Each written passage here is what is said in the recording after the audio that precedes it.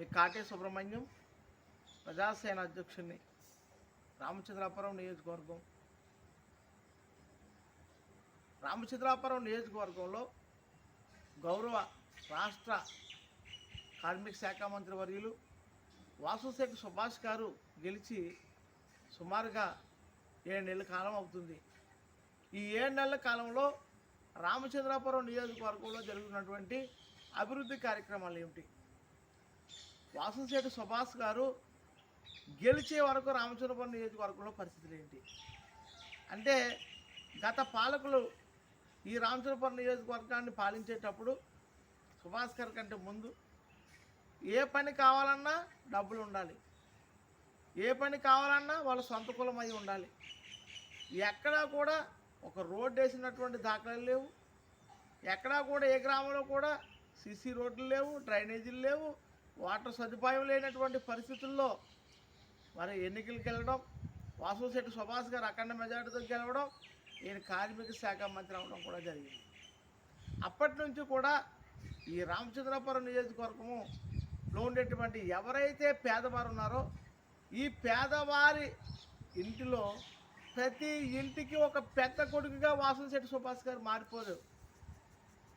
ఎందుకనంటే ఎవరికి ఏ కష్టం వచ్చినా సరే, లేదా తండ్రిని కోల్పోయినటువంటి బిడ్డలకు కూడా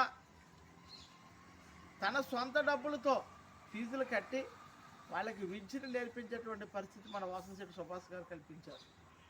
అదే కాకుండా వాళ్ళకి గృహాలు లేకపోతే రామచంద్రపురం పట్టణంలో టిట్కో గృహాలను కూడా వారికి దానం చేశారు. అంతేకాకుండా ఈ రామచంద్రపురం నియోజకవర్గంలో ఎవరైతే అనారోగ్యంతో బాధపడుతూ ఉన్నారో వారికి వాళ్ళు ఎక్కడ అనుకుంటే అక్కడ ఆసుపత్రుల్లో వైద్యం చేయించి ఏమైనా ఆరోగ్యశ్రీ కనుక వర్తించకపోతే ఈయన సొంత డబ్బులు కట్టి వాళ్ళని తీసుకొచ్చేటువంటి పరిస్థితి. ఇలా చెప్పుకుంటా పోతే ఒకటా రెండా సుమారుగా ఈ 6-7 నెలల కాలంలోనే రామచంద్రపురం నియోజకవర్గం ముఖ చిత్రాన్ని మార్చేసేటువంటి ఘనత వాసుశెట్టి సుభాష్ గారిది. చాలామంది దుండగులు ఈయన చేస్తున్నటువంటి అభివృద్ధిని, ఈయనకు వస్తున్నటువంటి గొప్ప పేరుని చూసి ఓర్వలేక ఆయన్ని అనేక రకాలుగా దూషిస్తూ ఉన్నారు.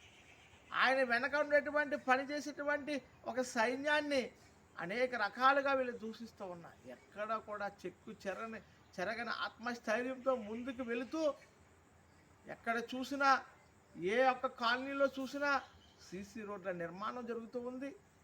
అలాగే ఇటు యానాం నుంచి ద్రాక్షారామ కానీ, అలాగే మనకు వెల్ల రోడ్డు కానీ, అలాగే మనం చూసినట్లయితే కాకినాడ రామచంద్రపురం రోడ్ల నిర్మాణం చూసినట్లయితే ఎక్కడైతే రోడ్లు ధ్వంసమయ్యో మరలా దానికి పునర్నిర్మాణం చేసేటువంటి కార్యక్రమం వేగవంతంగా జరుగుతుంది.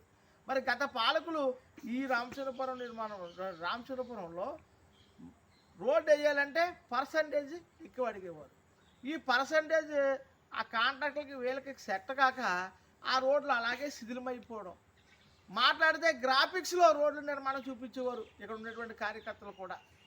మరీ ఇంత దారుణం ఏంటంటే కోటిపల్లి అమలాపురం రైల్వే బ్రిడ్జి అంటే మేము రామచంద్రపురం నియోజకవర్గం కాకినాడలో కలపండి ఏమీ లేదు, ఎన్నే అయిపోతుందని చెప్పి 250 కోట్లతో రైల్వే బ్రిడ్జి కట్టేస్తామని చెప్పేసి గ్రాఫిక్లు కూడా చూపించారు గత పాలకులు. ఎంత దారుణం అంటే అలాంటి దారుణాన్ని కూడా ఎక్కడ కూడా మనం చూడం.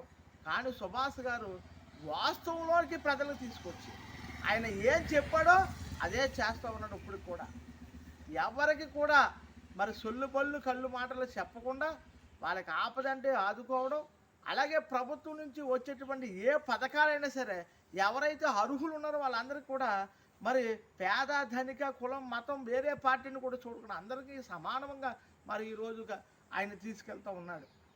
ఇటువంటి నాయకుడు మా రామచంద్రపురం రావడం చాలా గొప్పగా ప్రజలందరూ కూడా భావిస్తూ ఆయన ఏ ఏరియాకి వెళ్తే ఆ ఏరియాలో బ్రహ్మరథం పడుతూ ఉన్నారు.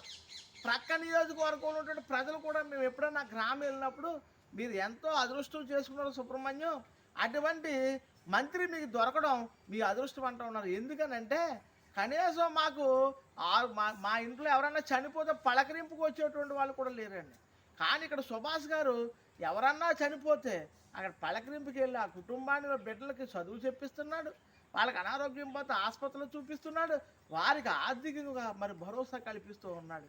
మరి ఇటువంటి నాయకుడు ఈ రామచంద్రపురకు రావడం మేమందరం కూడా చేసుకున్న అదృష్టంగా భావిస్తూ, మరి ఈ యొక్క 6 మాసాల కాలంలో ఈయన చేస్తున్నటువంటి అభివృద్ధి కార్యక్రమాలన్నింటినీ కూడా చూసి వారిలాంటి నాయకులు కేవలం అక్కడ ప్రెస్ మీట్లు పెట్టుకుని సొల్లుబొల్లు కబుర్లు మాత్రమే చెప్పుకున్నారు.